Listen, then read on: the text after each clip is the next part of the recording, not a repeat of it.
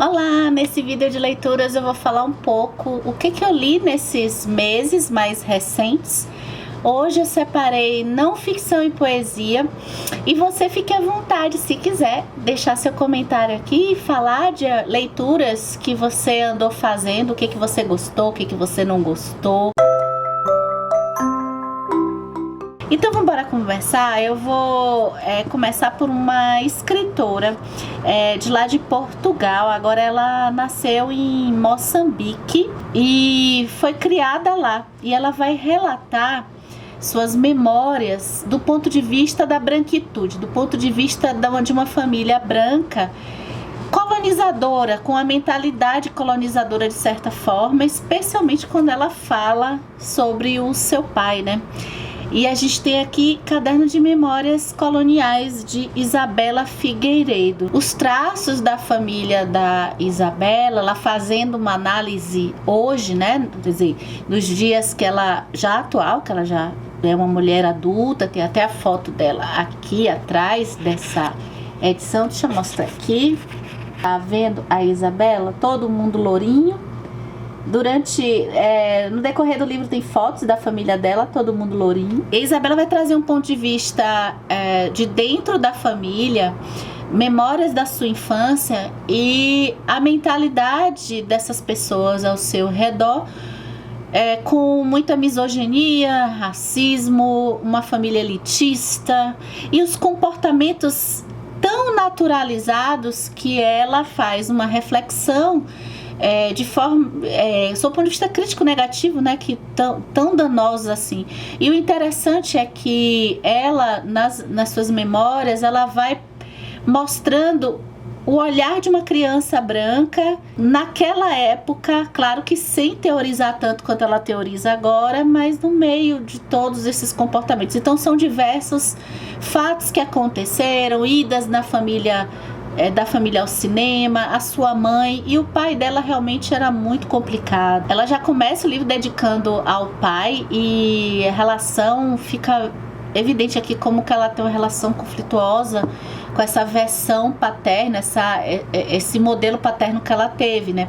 Então, um homem que era muito autoritário, ela narra que ela sentia uma mistura de amor misturado com medo.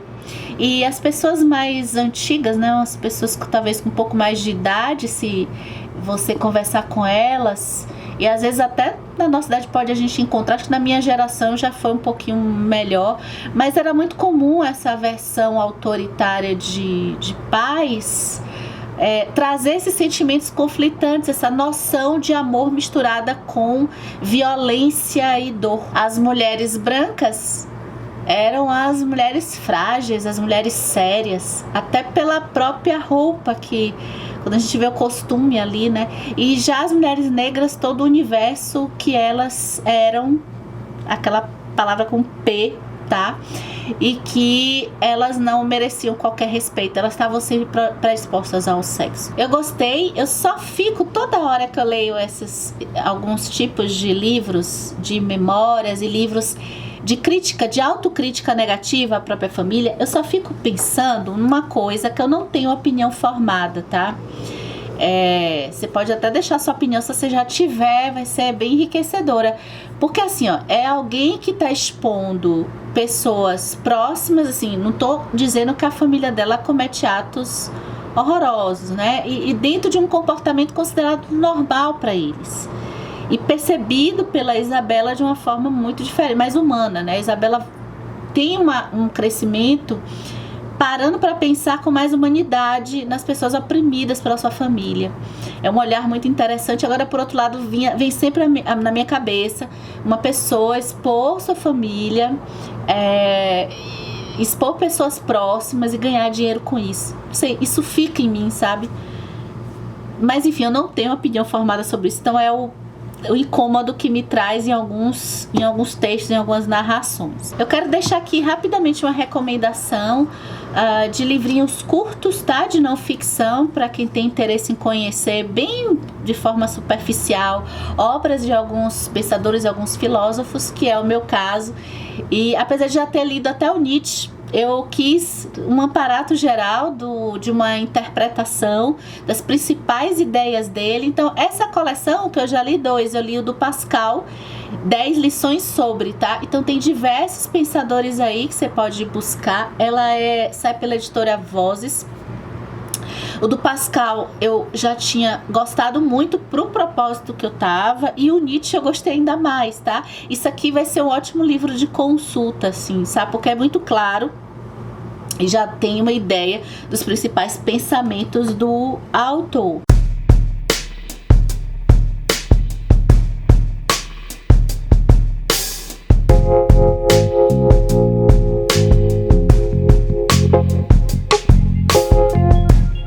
Tem aqui um livro assim meio de peso, acho que é o mais bonjudo assim em termos de ideias, eu acho, né?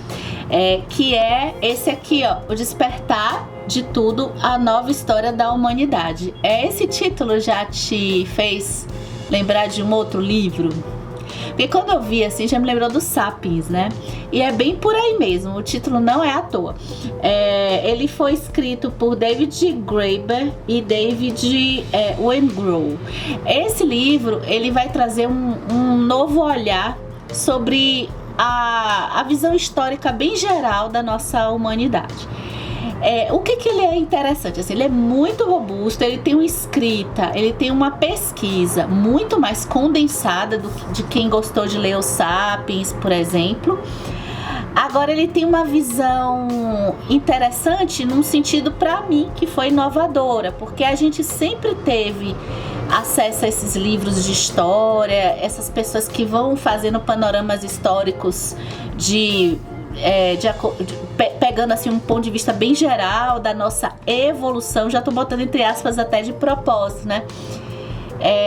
Que eles justamente vão confrontar a ideia de que a linha temporal, as ferramentas tecnológicas e o ser humano teve uma evolução mediante elas. Ele já vai colocar em xeque isso, e eu acho que de maneira fabulosa, que eu nunca tinha parado para pensar. Então, o seguinte, você já pensou, por exemplo, o esforço que a gente faz se a gente quiser sair da nossa cidade para ir para uma outra cidade hoje, por exemplo? Vamos pensar em cidades urbanas, né? Então, assim, o que a gente vê hoje como mais complexo, que a gente tem estradas de rodovia, trens subterrâneos, aviões.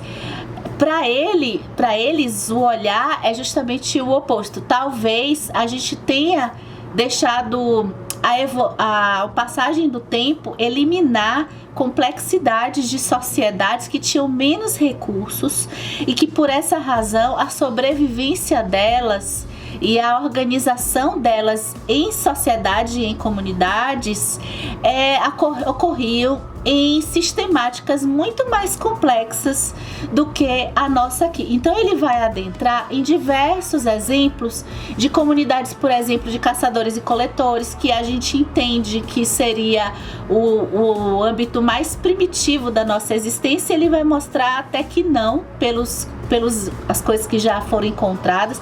A gente imagina que quando a gente vai para a agricultura, acontece uma evolução. Aí ele também vai dizer que não sei se é bem assim, né? Por algumas razões ele vai montando como que a logística em sociedade, em algumas comunidades que se deslocavam, poderiam ser até mais complexas do que a logística de uma sociedade que estava ali naquele espaço fixado. Enfim, tem muita coisa interessante nesse livro. Eu achei assim, ele uma explosão mesmo de cabeça para mim. Eu só no começo dele fiquei um pouco chateada, mas por gosto próprio. Eu queria até deixar a recomendação, caso você tenha isso que eu tenho também, de insistir, porque vale a pena. Porque assim, ele começa já criticando colegas dele e a percepção histórica desses colegas, né? Alguns que eu já ouvi falar, como o Steven Pinker, tem um que é o Fukuyama, se eu não me engano. Eu não sei se ele chega a falar do Harari, eu agora não tô lembrando, mas enfim, eu não gosto muito de pessoas que vão expor suas ideias, começando pela crítica de alguém que a sua ideia é diferente. Eu prefiro que primeiro a sua ideia seja apresentada e depois você pode mencionar realmente alguma pessoa que tem uma ideia diferente e refutar aquela ideia. Mas quando você já começa desqualificando um colega, independente de você já achar que ele está errado, eu já não gosto dessa organização, tá? Mas é pessoal, tá, gente? Dê uma chance porque vale a pena o que ele faz, as ideias deles são ideias muito, eu acho que diferentes do que já circulou aqui, mas de forma popular nessa parte de aparato histórico. Tava olhando que tivemos muitas memórias e biografias nessa leva, né? E não foi nada assim organizado, projetado, planejado. Tem aqui uma biografia que se tornou a biografia mais diferente que eu já li, que é de Sor Juana Inés de la Cruz de Octavio Paz. Ele é mexicano e ela também é mexicana. Ela foi uma escritora, ela era freira e ela também poetisa, e acabou que todos os textos dela também ficaram muito deram muito amparato filosófico a muitos pensadores que vieram depois e durante a sua vida. A Sor Juana viveu no século XVII e nessa época ela é uma época em que o acesso ao conhecimento, e ela queria muito esse conhecimento, ele se dava, era praticamente dentro de mosteiros, de conventos, e é o trajeto que ela vai fazer. Eu cheguei aqui na Sor Juana Inés de la Cruz por conta de um livro que eu li, que na verdade é uma ficção, mas que eu fiquei, ela é uma ficção histórica com alguns pontos de pesquisa histórica, que é o livro da Papisa Joana. Mas eu acho que, se eu falei aqui no canal, acho que foi num dos primeiros vídeos aqui desse canal, que tem uma qualidade tão ruim que eu acho que eu já excluí, tá? Então a Papisa Joana, depois procurem esse livro, se eu lembrar eu vou deixar a foto, eu que lute, né? Porque às vezes procurar a foto editando dá um trabalho, mas vamos lá. Então a Papisa Joana é uma história de ficção, que é aí de uma suposta moça que se fingiu de homem para poder estudar. Ela acabou virando papisa, e aqui eu imaginava que tinha uma semelhança histórica aqui com ela, mas não, é bem diferente.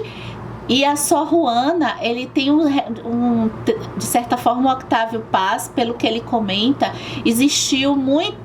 A história dela estava muito fragmentada, assim, a documentação dela era muito escassa. O que é de mais maravilhoso nessa biografia? Acabou que a minha curiosidade pela Sor Juana Inés de la Cruz, ela foi meio que caindo, porque não que eu não me interessasse por ela, mas a questão é que este homem, ele é um deus da escrita, de história, e ele tem uma bagagem filosófica, antropológica, sociológica, que traz o contexto ali histórico em volta da Sor Juana, da parte da história do México e da sociedade, da visão de uma sociedade que foi colonizada, assim como explorada, assim como a gente do Brasil foi, né? Que acabou sendo para mim mais instigante do que a própria história da Sor Juana. A Sor Juana se transformou num elemento a mais, tá? Diante do que esse homem faz, ele a biografia para ele, acredito eu que talvez ele tenha feito outros trabalhos, depois eu vou pesquisar ainda. Ela não se trata só de olhar aquela pessoa, seus ascendentes, como normalmente uma biografia se comporta. Ele tem um olhar para observar o contexto em que ela se apresentou, né, para interpretar as decisões e os comportamentos dela, assim como as influências dela por meio aí da sua biografia de fatos e essa influência na própria sociedade à sua volta, ou seja, a interferência dela e a transformação ao seu redor pela sua produção.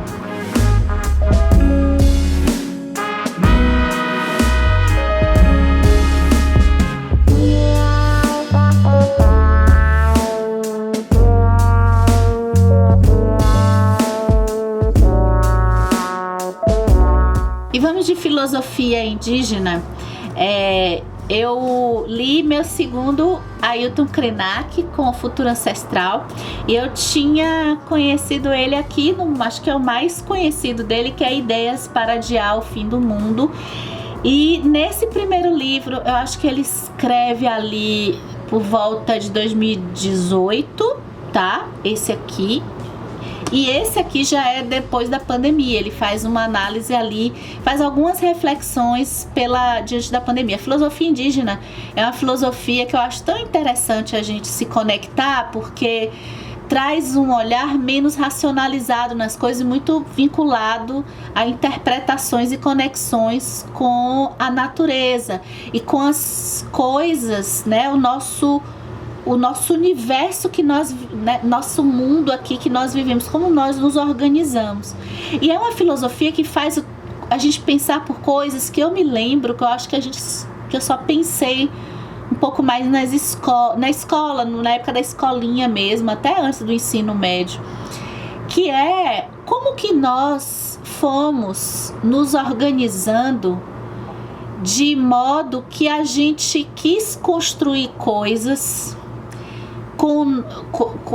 feitos pela nossa mão do ser humano, quando a natureza já nos oferecia de mão beijada aquela coisa e a gente não soube aproveitar. Então, um dos exemplos aqui do Futuro Ancestral, ele passa por muitos assuntos. Então, um dos exemplos é transporte, né? Esse que me lembrou muito a época da escolinha. Que a gente estuda, na minha escola eu estudei, poxa, não aproveitamos as ferrovias e não aproveitamos os rios. Nós nunca aproveitamos os rios, nunca conseguimos fazer nada a não ser para destruir mesmo, porque a gente só fez o que? Usina hidrelétrica, né? Então, ele falando dos rios é algo que nos comove profundamente, porque praticamente todas as cidades urbanas mataram os rios. E poderia ter aproveitado como transporte. Então, quando ele começa a falar, e a gente vai lembrando, eu fui de uma época, eu até anotei aqui a página 16, eu fui de uma época que eu tive que decorar uns rios, tá? Eu acho que o ensino, não sei se ainda tá exigindo isso, principalmente na escolinha, né, que eu chamo assim, naquele ensino fundamental, quarto ano e tal. Então, quando ele vai falando dos rios, eu fui me lembrando, isso é verdade, Xingu, Amazonas, Rio Negro, Solimões, Guaporé, Araguaia, São Francisco. E a gente ainda tinha que meio que dar uma decorada ali naqueles afluentes, né? Gente, que riqueza que a gente jogou fora. A mesma coisa a vegetação. Acho que já tá até meio piegas a gente falar de vegetação. O que mais aí o Krenak coloca a gente para refletir aqui? Ele vai falar da experiência da pandemia. Ele fala de uma intelectual pública que foi uma das primeiras que eu conheci. E na época eu gostei muito de ler o que ela escrevia, e ela tinha umas palestras no Café Filosófico muito boa, que era a Marilena Chauí. Ele fala de uma época aqui em que houve uma discussão e participação de comunidade indígena nas decisões urbanas e das propriedades, né, em que não tivesse tantas desapropriações, porque o que mais aconteceu foi desapropriações. Deixa eu ver, eu marquei aqui o item cartografias. Espera aí, que tem uma parte muito bonita aqui. Então aqui, ó, de ré, poderíamos dizer que no princípio era folha. Esse começo é fantástico porque lembra o Gênesis da Bíblia, né? Ó, de ré, poderíamos dizer que no princípio era a folha. Outras narrativas vão dizer que no princípio era o verbo. Outras ainda vão criar paisagens bem diversas, e isso é maravilhoso. Entre tantos mundos, me sinto especialmente tocada pelas histórias que nos aproximam dos seres invisíveis aos olhos turvos de quem não consegue andar na terra com a alegria que deveríamos imprimir a cada gesto, em cada respiro. É uma delícia ler Ailton Krenak. A gente sente que se torna, acho que, mais humana, porque poderia ser até batido, poderia ser piegas, mas não é. É uma conexão ultra filosófica com o nosso interior, com o nosso sentido da nossa humanidade, tá? Então tem esses dois aqui. Tivemos duas leituras que vocês vão ter vídeos, tá? Pra gente falar um pouco mais. São dois livros de memórias, então dá uma olhada, eu acho que já saiu ou vai sair em breve, não, acho que vai sair, tá, gente? Então dá uma olhada se você tá inscrito. Deixa eu fazer o jabá.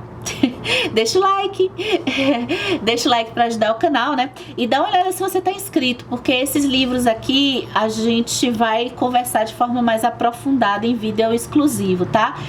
São duas mulheres assim que trazem suas memórias e são ótimas leituras. Eu tenho Natália Ginsburg, eu não gosto disso, gente, a capa é atrás, tá? Não Me Abandone Jamais, alguns ensaios de memórias dela, muito bons. E tem a Viola Davis com a sua autobiografia Em Busca de Mim. Em Busca de Mim, a Viola, atriz ultra renomada, né? Ela vai voltar na sua infância, tem um sentido assim bem cronológico pra gente perceber como foi as dificuldades que a sua família passou em diversas questões e como que aconteceu. A Viola acabou se perdendo. Não sei se teria outro futuro para ela se não fosse o teatro, né?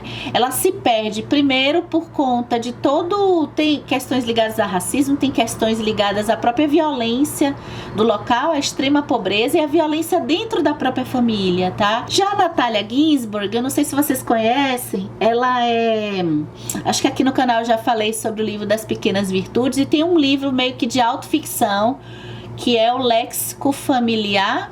Eu acho que é o Léxico Familiar, em que ela conta ali aquele panorama da sua família. Ela é italiana e aquela família judia, e aquele panorama antes da Segunda Guerra. Não me pergunte jamais, achei que é um livro de ensaios talvez um pouco mais light. Agora tem temas duros também. Lá no vídeo a gente vai conversar mais sobre esses ensaios, e o texto aqui já é uma proposta diferente da Viola, né? O texto da Natália Ginsburg, ele pega a nossa emoção, só que de um jeito diferente, talvez mais impessoal, talvez, não sei, e também com algumas propostas de reflexões assim bastante filosóficas que eu gosto, como temas como a velhice. Tem a parte do terapeuta dela, que eu adoro essa parte. Eu coloco aqui, gente, isso aqui tá se transformando numa das coisas minhas preferidas da vida de não ficção, que é Isabelle Anchieta. Adentrar os estudos dessa mulher está sendo incrível. Então, nos vídeos de leituras anteriores eu comentei que eu comprei um box, uma trilogia desses estudos que ela faz sobre a imagem da mulher no Ocidente moderno. O primeiro livro que já saiu aqui nos vídeos de leituras foi o estudo dela da imagem da bruxa. Foi até o primeiro que eu estava muito curiosa em ler, porque eu tinha lido uns estudos da Carol Chiovato, que escreve livros aqui de ficção também. Eu li até um livro dela bem divertido, que é Porém Bruxa, né? E entender como que essa imagem foi sendo constituída da bruxa. E acabou que tem também aqui no primeiro volume as imagens das Índias Tupinambás. Esse livro eu ainda quero fazer uma série de vídeos para essa trilogia, tá? A segunda, que foi a que eu li nesses meses, foi o Maria e Maria Madalena esse ano, né? Porque ano passado eu li das bruxas, esse ano acho que eu vou fazer ano que vem, então, pra gente fechar, que vai ser sobre as estrelas de Hollywood. E Maria e Maria Madalena são duas Marias que eu sou muito curiosa para elas, e perceber como que as imagens delas interferem muito na nossa concepção de mulheres com a influência europeia, dessa cultura europeia. Então, coisas que eu jamais iria imaginar, como que a Maria, por exemplo, ela, em algum período determinado, as pessoas retratam a Maria sempre olhando para cima, para algo divino. Aí, em um determinado momento, querem humanizar a Maria. Então, Maria agora já está com seu filho e sofrendo pela dor dele. Depois, Maria Madalena, a mesma coisa. Maria Madalena, muito mais sem roupas e com um tom mais sensual. Aí, daqui a pouco, já é uma Maria Madalena mais... mudou a cor da pele da Maria Madalena, né? Então, perceber as nuances dessas imagens e como elas interferem no nosso imaginário são produto da história. A gente ainda vai dissecar isso aqui direitinho em outros vídeos, tá?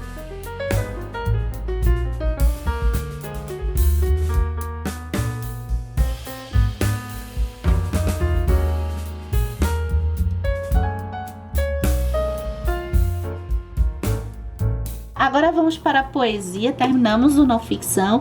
E poesia foi coisinha assim, muito fofa também, mas muito bom aqui. Eu li 3 livros. O primeiro foi o que eu menos gostei. Eu tenho outro livro dela para ler. É Ana Martins Marques, com o livro das semelhanças, ok? Ele é um livro que de poesias que vai brincar com a estrutura de um livro, desde o preâmbulo, desde as páginas, desde a pessoa que está pensando em escrever, e eu acho isso muito criativo agora. Eu ia lendo os poemas e emocionalmente me faltou algo que eu disse, puxa, isso aqui tá tocando a minha emoção. Com uma poesia é o que eu sempre espero, tá? Mas a ideia é muito bacana. Aí eu fui pra Emily Brontë, porque a Emily Brontë tem uma coleção da José Olímpio Editora, tá? Tem vários escritores clássicos que publicaram poesia e são publicados aqui nessas edições.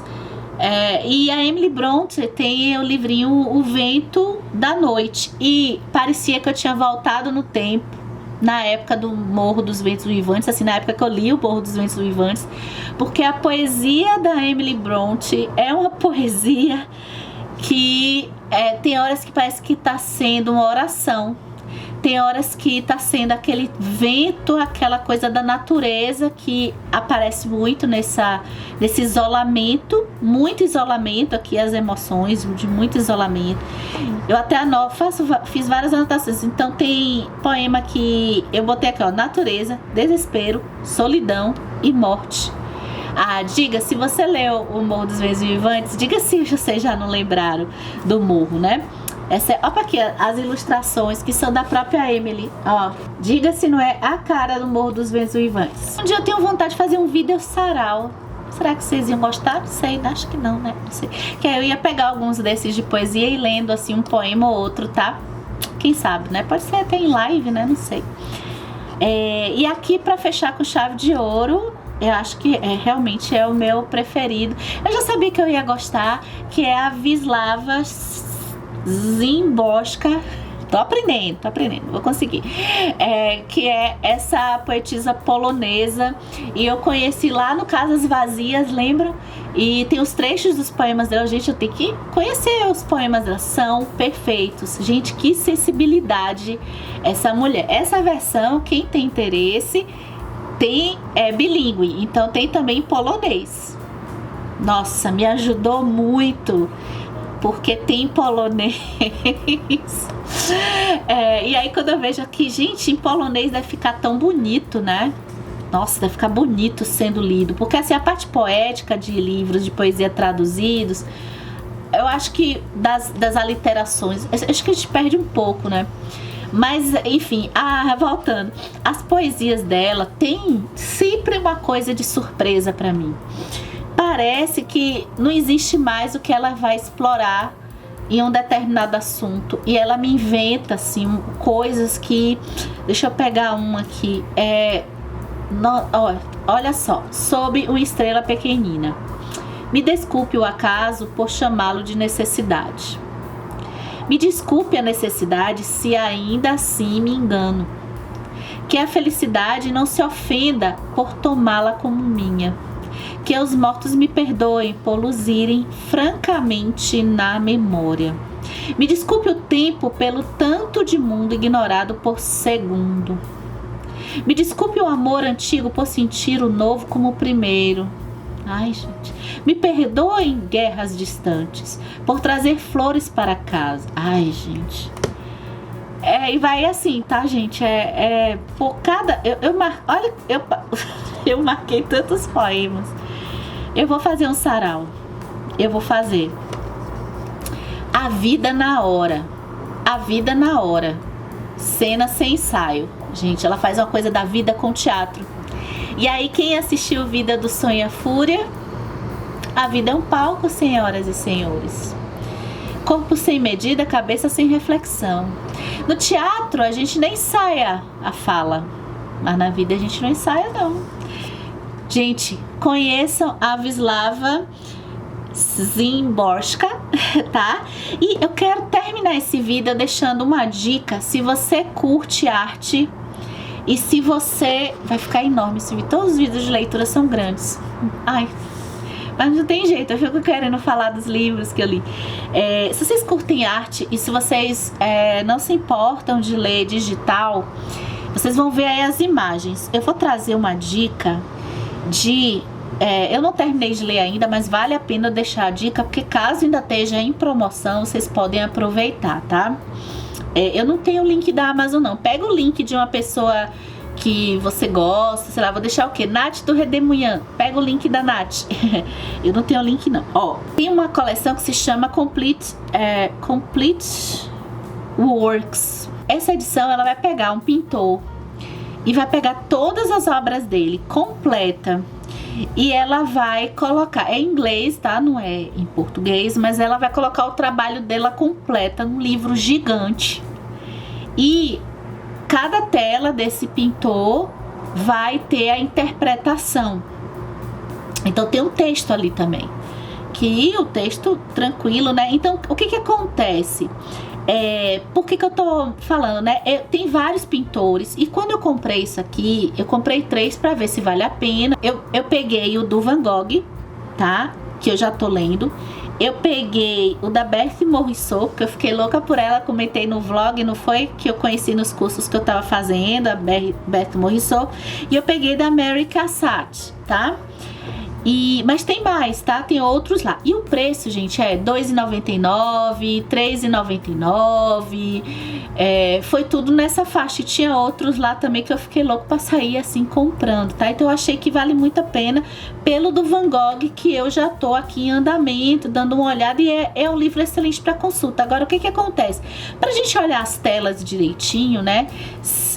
Eu acho que fica melhor no tablet, porque tem que ser colorido, e no celular é melhor, né? Ou então, caso você queira muito ver o trabalho, você pode botar no computador a tela, que tem o sumário, tudo direitinho, e você vê a interpretação aqui. Eu acho que a arte me acalma tanto, então eu antecipei esse, porque eu geralmente falo dos livros de arte no vídeo de quadrinhos. Mas eu antecipei, caso vocês tenham interesse, tomara que ainda esteja, né, com esses valores, e eu vou depois comprar mais para aqui, para minha coleção, até para fazer consulta. A arte é uma delícia. Aí no vídeo do Edson e a Fúria a gente falou da tela do bronzino, né? E muitas partes da literatura, a gente viu também aqui o William Blake no vídeo de unboxing, né?